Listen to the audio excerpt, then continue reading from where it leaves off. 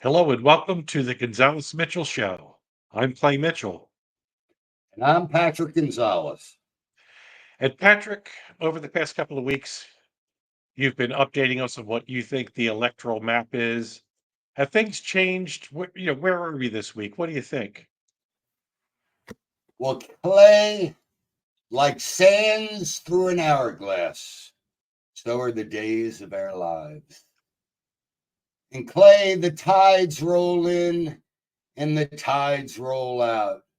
And it all has to do with the moon, and to some lesser extent, the sun, and the earth and the moon orbiting around one another. But let me say once again, the tides flow in and the tides flow out on a very regular basis. So, for this election, oh brother, the tides have flowed, have they not? Look at where it was a year ago. The primaries hadn't even started. Former President Donald Trump was being contested by South Carolina Governor and U.S. Ambassador Nikki Haley, Florida Governor Ron DeSantis, former Governor Chris Christie was still in the race, I think, at that point, Asa Hutchinson from Arkansas, Doug Burgum got in from North Dakota, Vivek Ramaswamy. It was a cast of thousands taking on the former president. And on the Democratic side, we had the incumbent running unchallenged. Well, here we are a year later. And the Republican primary kind of worked as planned. They took him on, but they could not defeat the champ, Donald Trump. And no one took on President Biden but Father Time. And Father Time defeated President Trump. And here we are. I would say with about 15 days to go, with the tides having flown in and out since Chicago, well, actually, since Milwaukee in July, and then Chicago in August. Vice President Harris gets the nomination and wages a campaign of joy and good vibes and starts moving. And then all of a sudden, it seems to sputter. The campaign of ecstasy seemed like maybe it got a hold of too much ecstasy or something. And then Donald Trump, after starting off strong after that assassination attempt in Butler on July 13th, carried that through to a successful convention. And here we are. Well, the conventional wisdom is it's about a toss-up. What the heck? That sounds as good as anything to me. In my latest electoral map, Clay Mitchell, I went up to Pennsylvania last week. I spent the whole day. And I talked to some people. I learned a couple of facts. Did you know that in the past 4 years in Pennsylvania, Republican registration has increased by about 105,000. Right. Third-party independent registration has increased by about 110,000. Wow. But the overall registration in the state has dropped by about 55,000. Why? Because there are 270,000 fewer Democrats in Pennsylvania today than there were in 2020. What does all that suggest? I don't know. Yeah, that's pretty wild, isn't it? One of the things I learned. Go ahead. Yeah. One of the things I learned when I was up there, I was talking to different people on the ground. There is a heavy duty on the Republican side, a heavy duty concerted effort of time and manpower being devoted to trying to persuade the low propensity voters.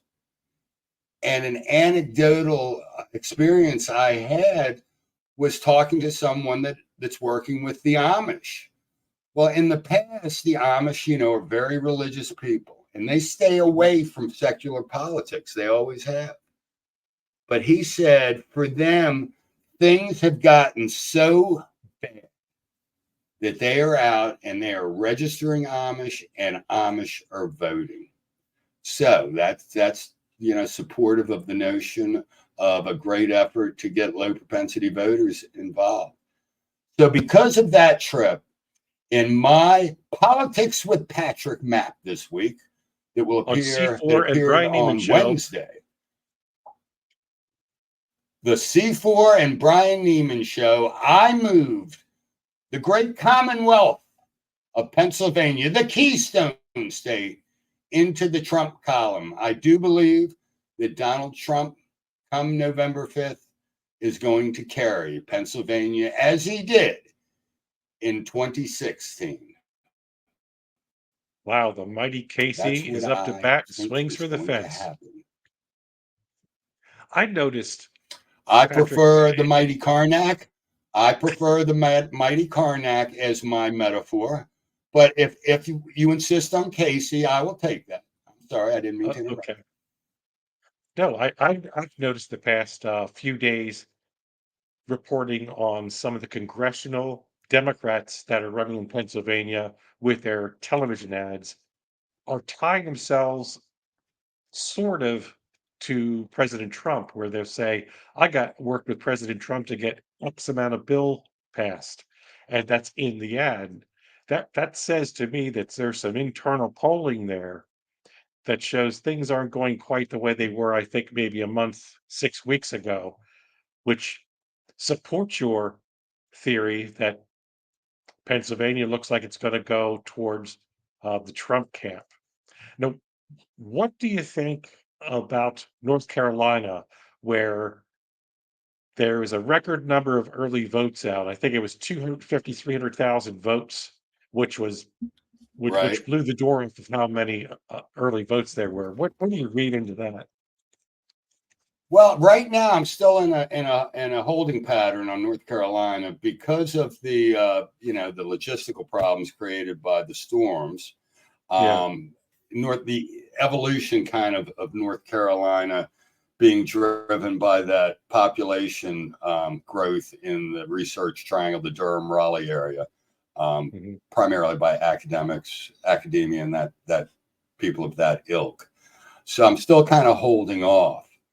But I mean, I see these signs of people, just surging to vote early in western parts of the state and stuff. And I gotta believe that's energy and enthusiasm is not for maintaining the status quo. Hmm. I got to thank you. You reminded me at the beginning of your monologue there. I got to remove my Asa Hutchinson sticker from the back of my car. Oh yeah, yeah. Make sure you get that off. Yeah, yeah. I mean, people are starting to make fun of me because of it. Well, I just took off my Pat Paulson for president bumper sticker last week. That had been on the car since 1968. So yeah, Oh my sometimes it goodness. takes Oh my time. goodness. Yeah, I have my Nixon's the one, but Yeah, Patrick, I don't want to brag or anything, but my guy won that election. So, but I wasn't a pollster. I was just a absolutely. kid. Well, what? Give it to me again. 72, and what's the motto? Play in Oh, 72. oh, when I was What's running the for class motto? president, play for you in 72, Yes, baby. That was the play grooviest. for you in Yeah, 72. play for you in 72. I Let me won by a let me tell you landslide. I one think it thing. was If like the 5 or 6 votes. oh, I bet out of eight. So of course it was a landslide. It was 7-1. Now I guarantee you, had the Beatles not broken up 2 years earlier, remember 70 last, that's it. They go, Yoko Right. and John go one way, Paul and Yeah. Linda go another way, and George Harrison is out with the Maharishi. But I guarantee you, had they not broken up in 70, in 72, they would have composed a song, Play for You in 72, and it would have made it to the top of the Billboard chart. I guarantee you. In fact, Patrick, that would have been the title of their next movie, from what I hear. And Yes, I would have gone on in a cameo, but I don't want to steal the screen from John Paul, George, and Ringo, because yeah, by that time, people were starting to get tired of him, and I didn't want to show him up I or know. anything. So, Help, I need somebody. Help, won't you help somebody? Help. I haven't heard that song in a long time. so it's the election's still sort of in flux, and next Wednesday will be your final politics with Patrick on C4 and Brian Neiman on WBAL. And after that, you're going to get together and talk with me and talk about what the final Gonzales, Karnak, Yes. or Great Casey at bat. Karnak the Magnificent. You are right, camel breath. No, and may the but no, after next week's show, I am going to allocate all 538 electoral votes, and I am going to have my final prognosis as if assisted by divine intervention, as if Nostradamus himself came down from the heavens, wrapped his arm around me, and guided me to my conclusion. That is biblical, sir. That is just biblical. Oh, baby. Oh, man. I ain't felt like that since me and Jimmy up on the stage in Monterey back in It's 67. 67. Well, Fuck the Patrick, lady. well, Patrick, this time next week, we'll have your final electoral map, how everything's going to shake down, and we'll see what happens. If anything, I'm sure I there's going to be can't. some earth-shattering thing happen between now and then. We'll see what happens. Oh, baby, it's going to be some groovy times in the next week. And let me tell you something. I want you to take this to the bank. There's going to be a lot of grains of sand flowing through that hourglass in the next several days. And don't you Well, never, ever forget, these are the times of our lives.